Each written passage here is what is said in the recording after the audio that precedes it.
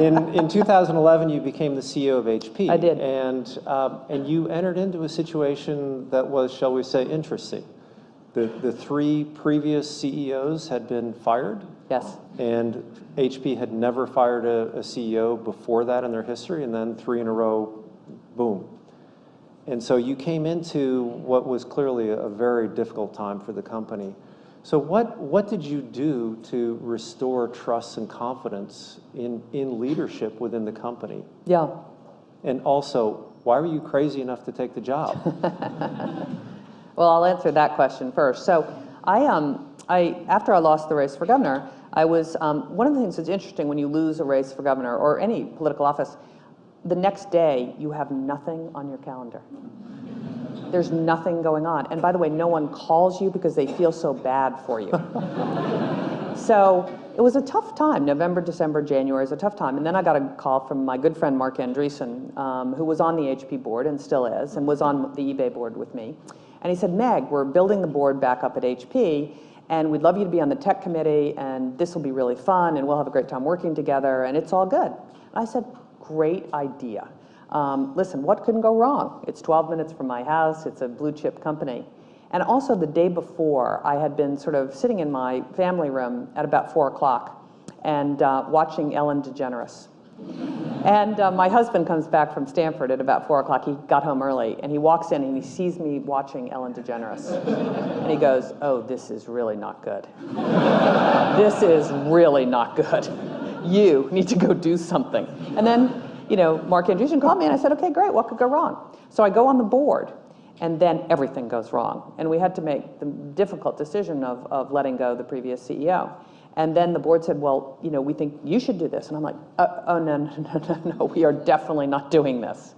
And over time, they actually persuaded me to do it. And I did it because HP actually matters. What happens to these technology companies that founded Silicon Valley and have shaped our world, it matters what happens to HP. It matters, I would argue, to California. It matters to the United States, and it matters actually to the world. And we have a huge impact. We are the second largest private employer in Costa Rica. We're the third largest private employer in the Czech Republic. So it actually, these big companies do matter. And so that's why I took the job. And so what did I do to start building trust? This is going to sound incredibly basic, but it is do what you say you are going to do. And so the first thing I said I was going to do was, you might recall when I took over, there was some question about whether we were going to spin off the PC business. And I said, in 30 days, I will make a decision about this. 30 days later, I made a decision. And I really started with saying, what is the strategy of this company? Because it was quite confused. And then also, you know, really started to say, what is the core DNA of this company? When you come into a new situation, particularly as a senior leader, what is your instinct? Your instinct is to make the to-do list of all the problems and then set about fixing them. My advice to you is that is not the right thing to do. When you come into a new situation, you need to find what that organization does well and double down on that and encourage them to do what they do well even more. Because that is, first of all, that is the core of what the company is, likely, and it is also the way you can help win support by the employees who we desperately needed their support. And the core DNA of Hewlett-Packard was so obvious to me after a couple of weeks, which is at our core, we are an innovation engineering-driven company. And my predecessor, and we have made our name in hardware and services. And my predecessor had actually wanted to remake the company into a software company. And I basically said, we're going to double down on our hardware business. We're going to double down on our core innovation engineering heritage. And we're going to double down on partnering, which is, you know, we sell through 150,000 VARs. And I said, that is the core of who this company is, and we're going to double down on that. And so I think I got a lot of credibility because everyone in HP said, yeah, you know, that's who we are. And then made some very tough decisions, getting our cost structure in line, remaking the leadership team, focusing our R&D engine. I increased R&D spending dramatically in the first couple of years when that was not the obvious thing to do because we were cutting costs. And then really, I have to say, I think rebuilding the leadership team. Your organization can tell who you are as a leader by the people you pick to work with you. So the right person, in the right job, at the right time, with the right attitude. And if you do that, you have won half the battle here. Figuring out who the company is, what the strategy is, and getting the right people in the jobs makes this entirely easy. And I have to say this was hard for me because remember, I didn't know anything about the enterprise. I was a consumer technologist, not an enterprise person. So the concept of changing out the head of my services business, which only sells to the top of 500 customers in the world, was frightening. What did I know about this? Nothing. So I took a bet on Mike. I had to trade out my head of my enterprise group, which is server, storage, networking, cloud. I'd bought a lot of servers and storage as the CEO of eBay, but I didn't understand converged infrastructure. And so, but I did it in a pacing and a sequencing that made sense to the organization. And when we were strong enough, would make the changes that were necessary to propel the company further along. So those were some of the things that we did. And then I will tell you, Al, you know what else? In the end, results actually matter. No one wants to work for a company that's a loser. And so when we started to turn the ship in terms of stem the revenue decline, increase the earnings per share, and the stock price started to rebound, that is also how you get that flywheel of confidence going. And so you can be a charming individual and a great leader, but unless you deliver the results, it actually won't matter. Besides gender diversity, Silicon Valley has been criticized for racial and ethnic diversity as well. So what role do you think HP can or will play to improve that? So I have to say, I think over the last 12 months, this has come into a spotlight. I mean, nothing's very different in Silicon Valley than it was 15, 20 years ago. And I think there's a number of reasons for that. And I think to some extent now there is a real focus on this, whether it's the Kleiner-Perkins lawsuit or Jesse Jackson, coming to Silicon Valley. And by the way, long overdue. And what I'll tell you is we have to work very hard at this because what I know so here's an interesting story. As we staff up Hewlett-Packard Enterprise and HP Inc., lots of people are getting promotions, right? Because we need 2 general counsels, we need 2 CFOs, we need 2 of everything. But there are sometimes where we go outside. And in the technology industry, unless you spend that little extra time looking for diversity, people hire people who look like themselves. That just is the way it is. So there has to actually be a bit of a strategy here. Then the other thing I will tell you is we have got to fix 2 things. We have to fix our K through 12 education system to get way more women and minorities interested, and by the way, way more people interested in science, technology, engineering, and math. And our K through 12 system is not designed for this. And then we absolutely have to fix our immigration system as well. What will happen here is if we don't fix our immigration system for H-1B visas, is these jobs will move overseas. And so there will be less jobs for minorities as well as everyone else in the United States of America. So from a policy perspective, these are the 2 things I think we need to work on. And as part of women and minorities, what we know is that girls and people of color do great at science, technology, engineering, and math until about 6th grade, and there's a 7th, 8th, 9th grade fall off, then there's a 9 through 12 fall off, and then there's a huge fall off in college. And we have to figure out how to make it interesting and fun and reinforcing for groups that may not just immediately gravitate to the science, the hard sciences, and the math and the computer science. So listen, it is all of our responsibility. And it's interesting. I tell you, I think one of the things that's happened in Silicon Valley is, and I know this, when I was running eBay, we were growing at 70% compound monthly growth rate. Not compound annual growth rate, compound monthly growth rate. And so we were like hiring anyone we could find. I mean, the notion that you would actually try to actually end up with a diverse workforce when we could barely keep up with the demand. And there's so many companies that grow up like that in the Valley, and then they get to scale, and they haven't done the hard work of the culture, of systems and processes. And I can't prove that, but I suspect that's one of the reasons that we have the challenges that we have, in addition to the science, technology, engineering, and math issues. So thanks for the question. Appreciate that. Hello. Going back to the point when you said that when you first came to HP, you realized that a better strategy is to go back to focusing on the hardware division of the business rather than shifting focus to another division. with other examples of businesses where their shift in focus from one thing to another was the driver of a turnaround Yeah. or the reason that they survived, how were you able to realize that this is the actual, like it would not work with HP and this is what we Yeah. actually should do? Like how were you able to identify?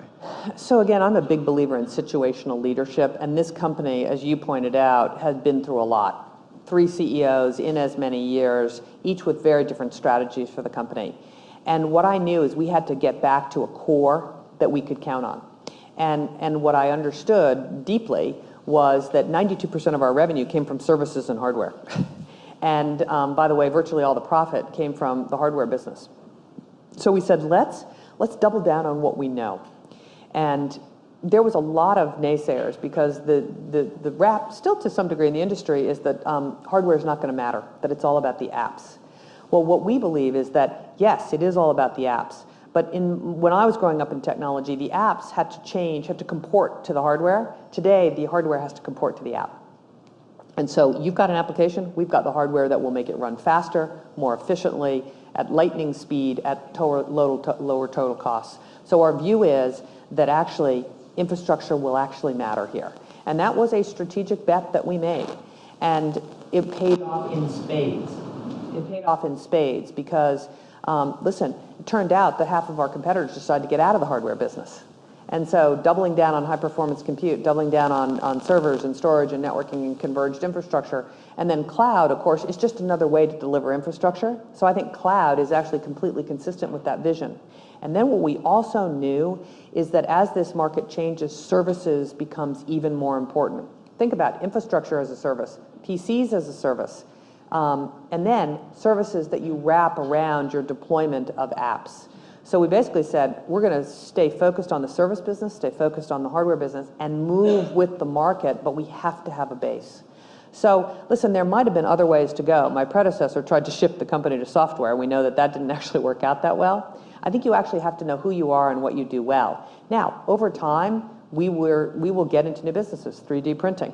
But 3D printing has a core, the same technology that powers 3D printing is the same technology that lays down ink on paper. So it is a different business. It's a complete category creation, but it is part of the core of who we are.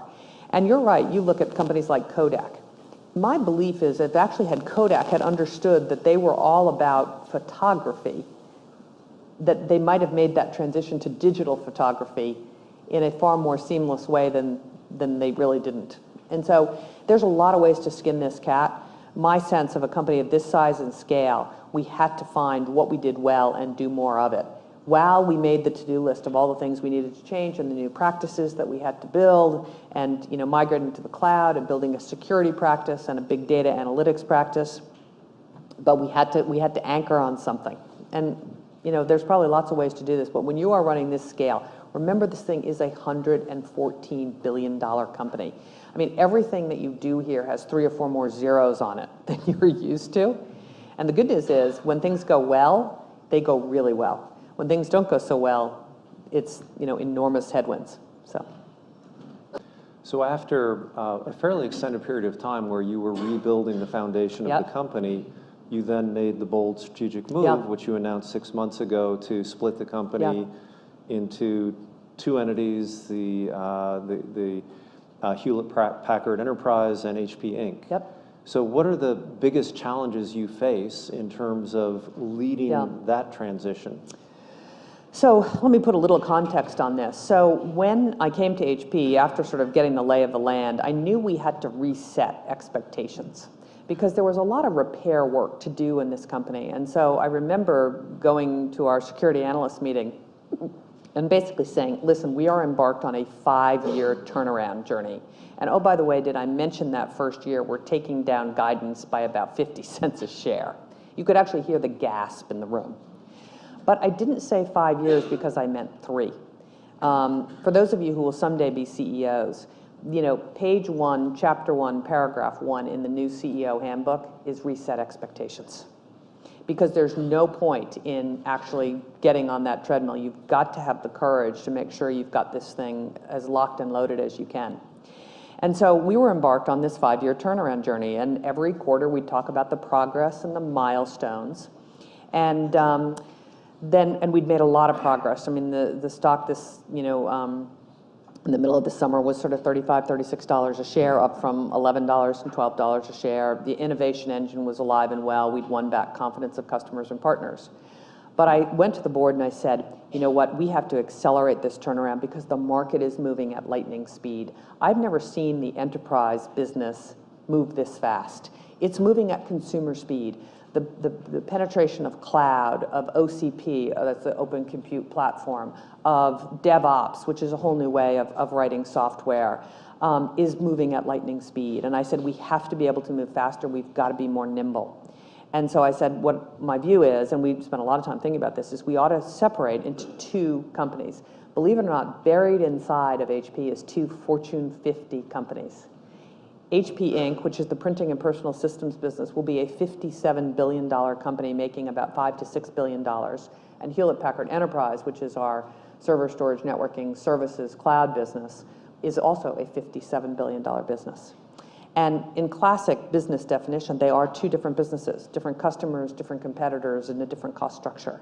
And I said, we're going to be able to focus on these 2 markets and set the capital structure up for these 2 companies in a much more effective way if we separate.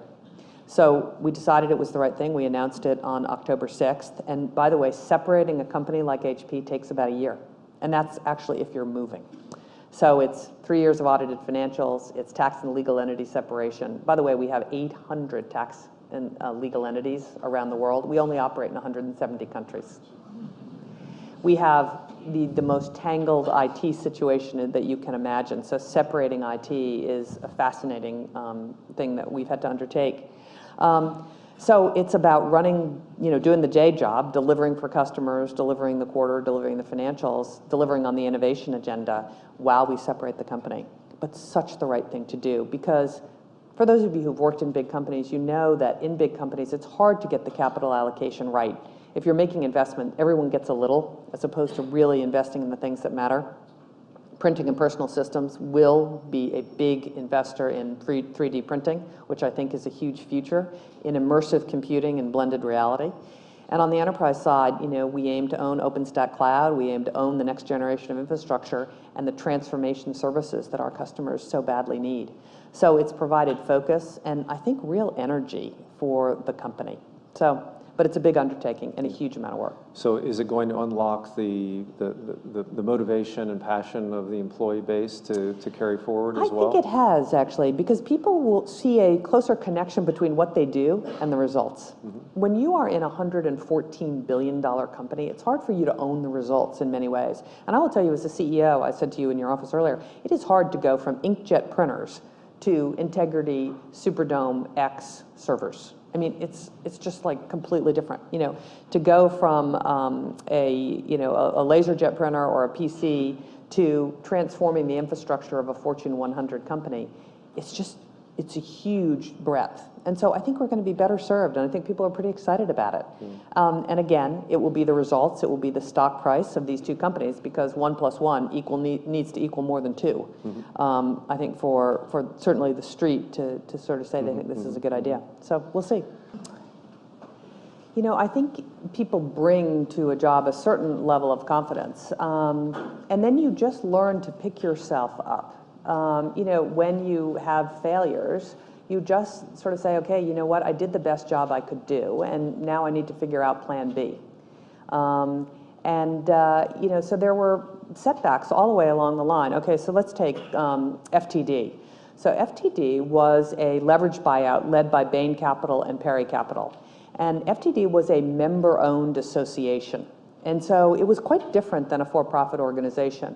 And the thesis behind the Bain Capital and the Perry Capital investment was, we're going to take this member-owned association and we're going to turn it into a for-profit company. Well, for any of you who know anything about member-owned associations, companies do business with member-owned associations for many other reasons other than economic. And so we rolled into FTD, I was the CEO, and we laid off a big chunk of the workforce because we did the analysis that said, what should the revenue be per employee be? Only to find out that half the florists that did business with FTD did it for reasons of relationship.